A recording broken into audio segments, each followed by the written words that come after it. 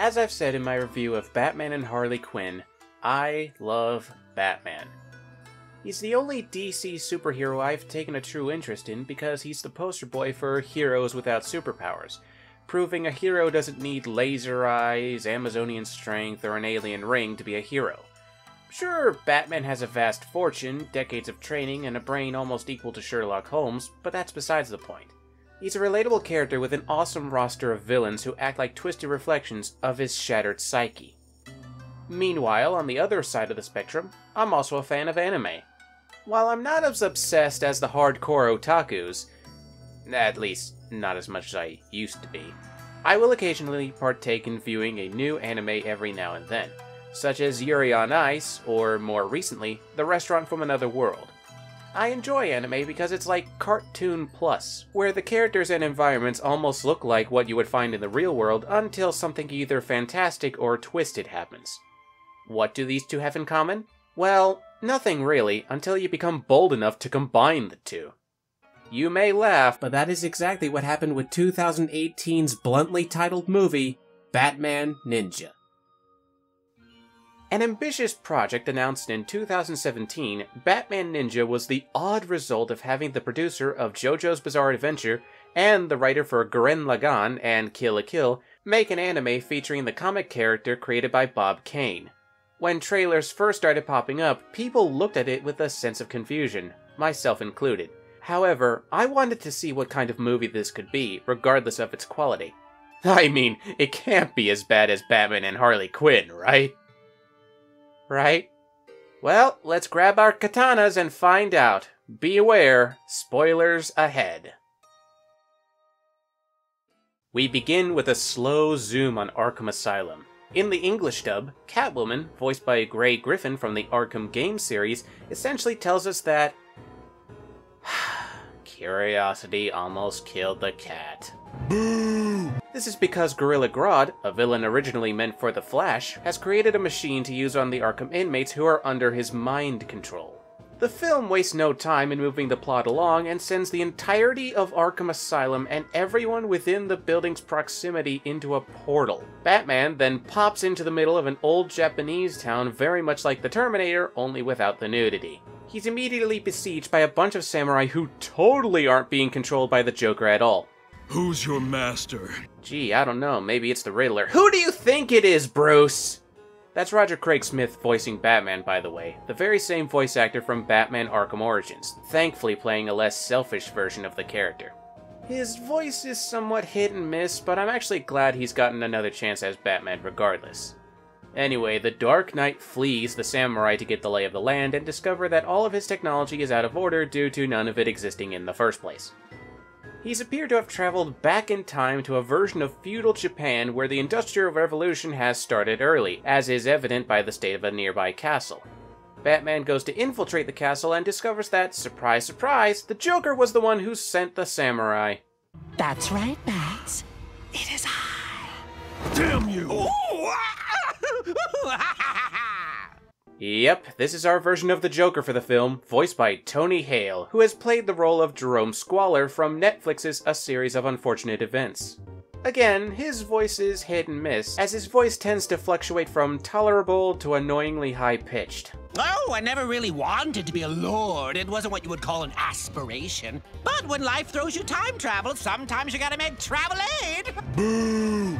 So, of course, the two fight and banter for a while, which reveals one of the flaws of the English dub. The dialogue is very clunky and rarely syncs up with the lip movements. While this is something that can happen in most Japanese to English projects, it can be a little distracting if the English writing pales in comparison to the Japanese dub. Either way, Batman eventually flees after his grappling hook breaks down because... reasons. He hides from Joker's samurai and comes across Catwoman, who I swear looks so adorable here.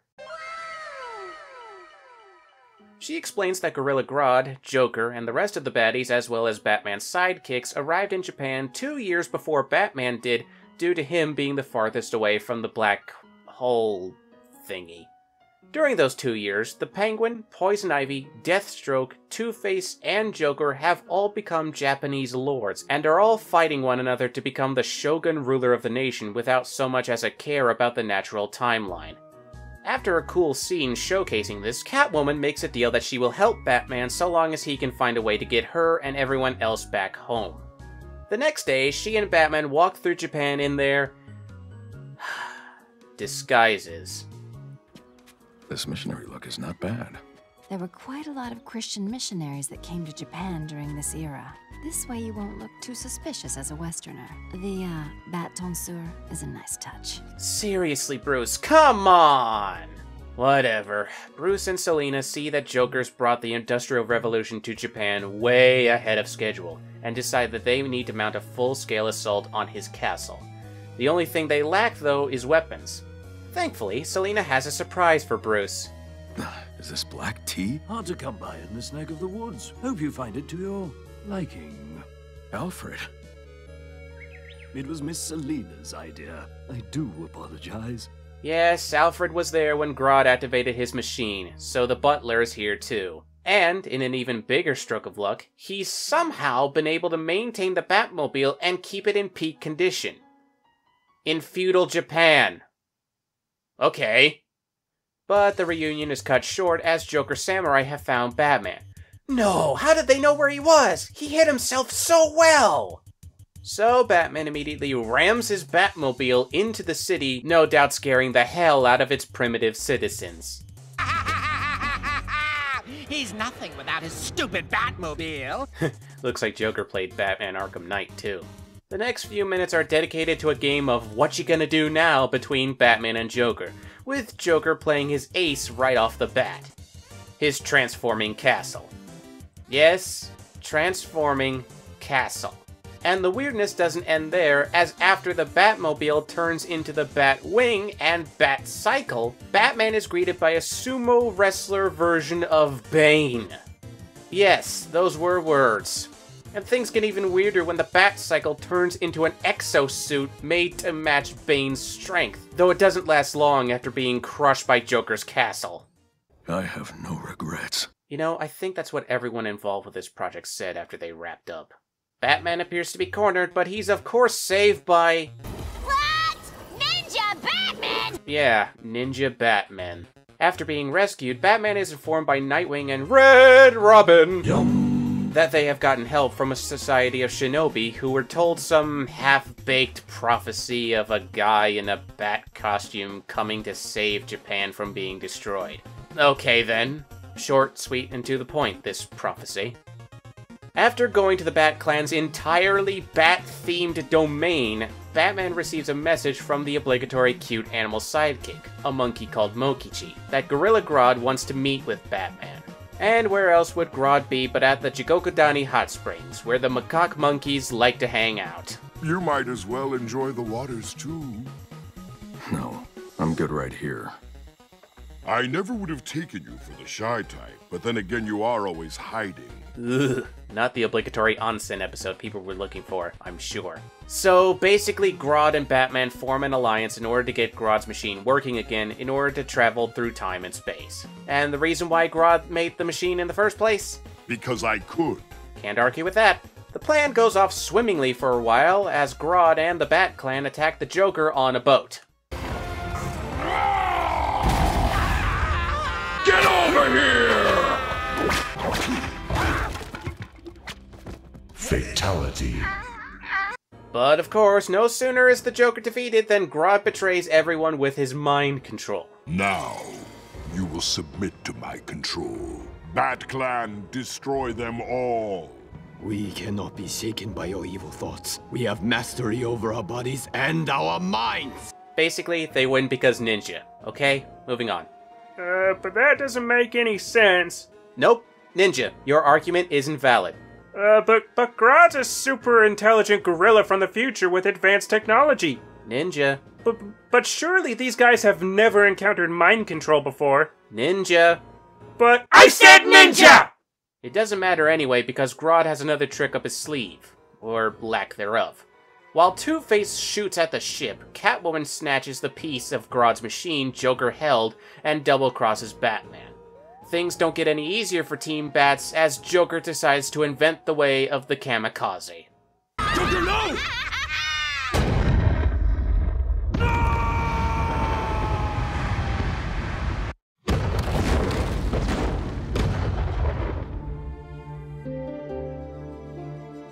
Oh, of course Batman survived that, as he wakes up 2 days later when Grodd and the other villains, minus Joker and Harley, begin to build their respective empires to bolster their power. Meanwhile, Batman mopes around for a bit, something about him being blind to Grodd's sudden but inevitable betrayal, but then gets some hope back upon realizing he has a second chance to defeat his enemies so long as he embraces the technology of Feudal Japan. Here's where the film has an admittedly cool effect. Those who have been paying attention have probably noticed that the sky and landscapes look somewhat like old-fashioned Japanese artwork, like watercolor or something. Whereas now, everything looks normal now that Batman has embraced the culture rather than pined for future technology just like the bad guys have. Yeah, it's not really something that clever, and it's probably been done before, but it's still a pretty nice artistic effect to say the least. Next comes a montage done in a completely different art style to the norm. It's nothing really that special until Robin mentions that Red Hood, a character who has so far only been mentioned and never seen, has found someone of importance, which leads to yet another change in art style. In this scene, Red Hood beats the crap out of two farmers because they look vaguely like Joker and Harley, who he hates with a burning passion for the whole killing him thing. He nearly shoots Joker in the head, but Batman of course stops him because killing is bad, okay? Not Joker then explains that he and his wife, not Harley, have no idea who they are or where they came from. All they know is that they're married, advocate peace, and are really hardcore farmers, as is evident by the fact that they nearly fornicate amongst their freshly grown foliage after seeing a long-awaited sprout. Batman dictates that the two villains have truly been reformed via the miracle of explosions! And decides he and the others will pick the duo up before traveling back to the present. Insert some not-so-subtle foreshadowing, and the scene ends. Before I continue, allow me to put on my analyst glasses to attempt an explanation as to why the art style changed for this scene. I believe this art style is meant to represent how Joker and Harley see the world now that their memories have been erased. You'll notice that everything that hasn't been corrupted by Batman and the Rogues Gallery is more traditionally drawn than those who have traveled through time or are under their employ. Well, what better way to show that two characters from the present have become completely immersed in the past than changing their art style? Yeah, it's a little jarring if not completely ugly, but I can at least admire an attempt at trying to make this silly story a little deeper than it has any right to be. But no sooner do I say that than 1 month passes and the villains begin to make their move towards the fields of hell near Mount Fuji. And boy do they travel in style, as their castles transform into mobile attack bases, which, let me remind you, were completed within 1 month. Batman and his Bat Clan proceed to intervene, but then the film just goes full-on crazy as the castles transform into giant robots. And then Gorilla Grodd takes control over the villains, which begs the question, why didn't he do that to begin with? And says some garbage about taking control over their castles which he supplied the technology for, and turning Japan into a kingdom of monkeys rather than traveling back to the present, much to Catwoman's dismay. But fortunately, or unfortunately, take your pick, Joker and Harley attack via a Team Rocket hot air balloon, with their memories fully restored. They kick out Grodd and Catwoman, and then the dumbest yet most awesome bit of the film happens. Criminals of Gotham, become one!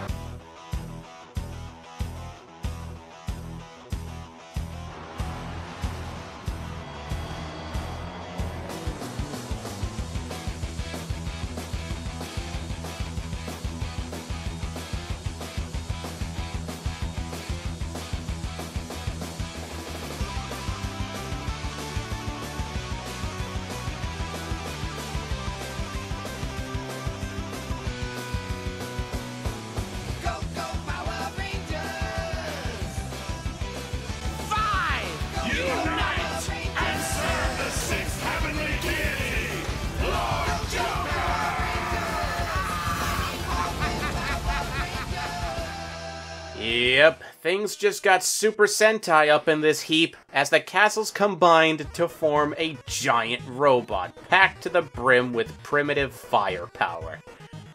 It's okay though, because Grodd has a flute that controls an army of monkeys that combine to form a giant super monkey. And when that fails, a bunch of bats swarm the giant monkey and turn it into a giant version of Batman in his first ever costume. God, the more I talk about this, the more it sounds like some fanfiction written by a guy who took all of the drugs. Well, anyway, Batman finally confronts the Joker, who reveals he really did lose his memory through the power of self-hypnosis, and somehow made the sprout from back on the farm the trigger to bring back his and Harley's memories. So, as Batman and his Bat family fight the Rogues Gallery, the monkeys tear the super robot apart from the inside out, and Catwoman flings Harley into the core of the machine, causing it to shut down. Of course, now's the time for the final battle between Joker and Batman, and I have to admit, it's awesome. There's just something about the high-speed choreography and animation behind this that just makes you go, huh, alright then. I'm not saying it's perfect, but it's at least a decent fight. If anything, it shows where most of the budget for this film went. But then we go right back into the realm of because ninjas shut up, when Batman apparently gets stabbed only to pull a Naruto on Joker. You can't trust everything you see, Joker. Batman proceeds to beat the ever-loving shinobi out of his foe and nearly drops him into some convenient fire, but he of course saves the clown before he becomes deep-fried teriyaki. Batman says goodbye to the Bat Clan, rounds up the rogues, and travels back to the present, where Commissioner Gordon and Harvey Bullock are waiting for them via the credits. Midway through the credits, we see Catwoman hasn't learned anything, and Batman is a complete moron. The end. Sweet tap dancing Christ on a bike. This is worthy of a Yes, Those Were Words episode. But regardless, how does this film measure up? Well, let's get the obvious out of the way. This is a dumb movie. There are probably going to be more people who hate this film than those who love it. But, oddly enough, I find myself in the latter category. Yeah, I know this film is pretty cheap. Yeah, I know the frame rate drops here and there. Yeah, I know the English voice acting is subpar at best. Yeah, I know there are even some glitches like this one I found here near the climax where the super robot disappears. But for some reason, I still love this movie regardless of its blatant insanity. These guys knew what they wanted to make, an animated movie about a well-known American hero who relied on technology being sucked in a more primitive era in a foreign country. And, much like Batman needing to adapt and embrace this, the American team had to embrace whatever the original Japanese team wanted to create, and vice versa. These two teams wanted to create a balance without compromising one another, all in the name of creating a unique passion project the likes of which no one had ever really seen before. Now, again, it's not perfect. It's a silly, over-the-top, stupid movie. But, in a way, I think both teams know and accept this. Rather than just make a standard by-the-numbers film, they wanted to go all in and create a film that at least someone can appreciate. And I think I, at the very least, can be that someone else. What I'm trying to say here is that while this film is completely insane, there is something to appreciate about it once you realize that the creator behind this film made it because, well, to quote Gorilla Grodd, because they could. And hey, this film could have been far worse. Don't forget, one of the guys behind Kill la Kill was behind this film. So we could have had Batman fight the forces of evil in a skimpy, sentient batsuit. Is that what you want? No? Then I think we can all live with a dumb Batman movie with giant robots taking place in feudal Japan. So, if you're looking for something truly bizarre, or if you just want to see how your friends will react, check out Batman Ninja, now available on DVD and Blu-ray. Hashtag not sponsored. But in the meantime, never stop rambling. This has been Rambles and Mumbles of a Nerd, and I thank you very much for watching this episode.